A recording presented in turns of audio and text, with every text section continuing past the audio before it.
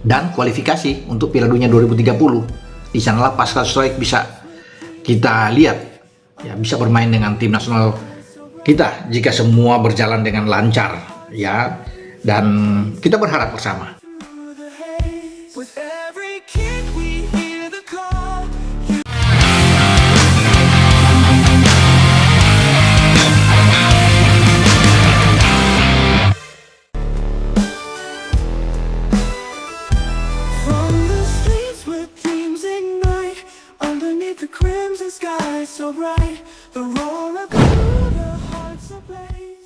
Kali ini kita mau bahas satu topik yang benar-benar lagi anget dan bikin jagat maya heboh.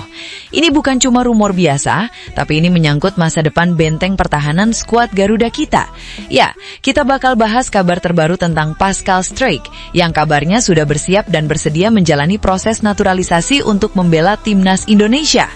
Jujur waktu pertama kali dengar kabar ini, Mimin langsung mikir, wah ini kalau beneran kejadian, lini belakang kita bakal naik kelas banget. Seperti yang kita tahu bersama, bek tangguh bertinggi badan 190 cm ini baru saja resmi menyelesaikan perpindahannya ke klub Premier League Inggris Brighton and Hove Albion per Juli 2026 ini dari Leeds United.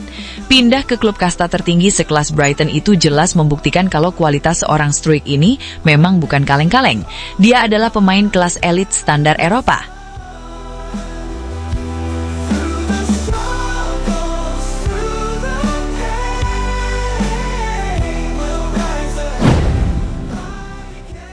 Tapi menariknya, kepindahan ke Brighton ini justru dibarengi dengan momentum yang pas banget buat timnas Indonesia.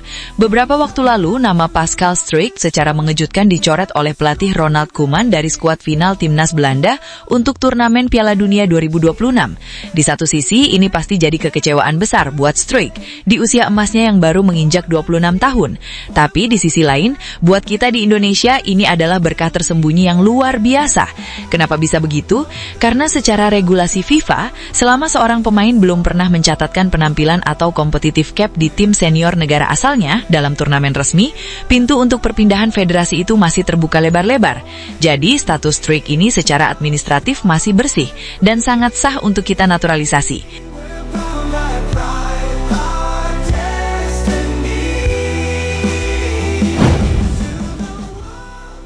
Melihat celah emas ini, PSSI di bawah arahan John Herdman kabarnya gak mau buang-buang waktu.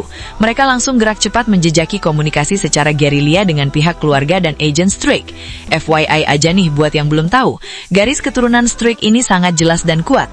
Darah Indonesianya mengalir dari kakek dan neneknya dari garis ibu, yang kabarnya berasal dari Semarang dan Surabaya. Jadi secara syarat keturunan, semuanya sudah terpenuhi dengan sangat valid. Sinyal perpindahan ini bahkan makin diperkuat sama interaksi langsung sang pemain baru-baru ini. Jadi sempat ada momen di mana seorang fans Indonesia bertanya langsung ke Struijk mengenai kesiapannya membantu skuad Garuda menembus mimpi besar kita, yaitu lolos ke Piala Dunia 2030. Dan tahu nggak apa jawaban dia? Singkat, padat, tapi bikin merinding. Dia cuma jawab, tentu saja. Kata-kata tentu saja ini langsung ditafsirkan banyak pihak sebagai kode keras kalau hatinya sekarang memang sudah mantap untuk berkomitmen demi merah putih. Dia tampaknya mulai bersikap realistis demi kelanjutan karier internasionalnya. Daripada terus-terusan digantung dan diabaikan oleh timnas Belanda, membela tanah leluhurnya yang sedang membangun proyek sepak bola ambisius, jelas jadi pilihan yang sangat rasional.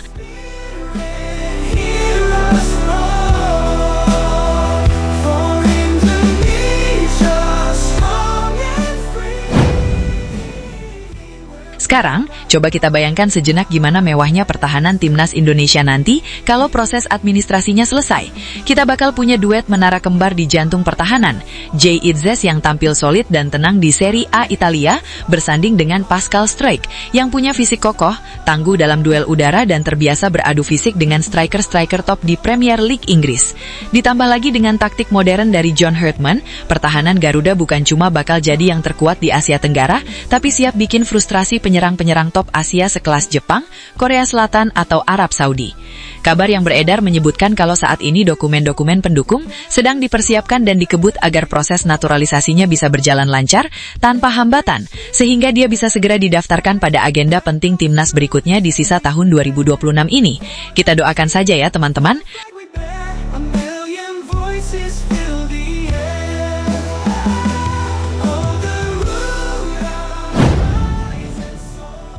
Nah, kalau menurut sudut pandang kalian sendiri di rumah, seberapa optimis kalian dengan kehadiran Pascal Struijk di lini belakang kita nanti?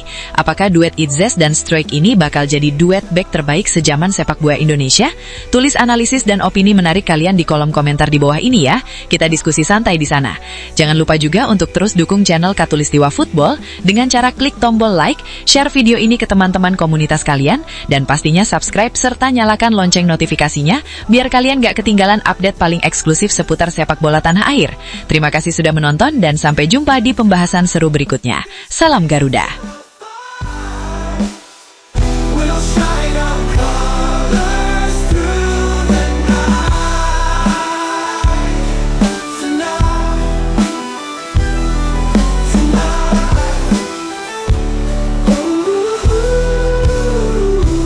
Together we'll make history.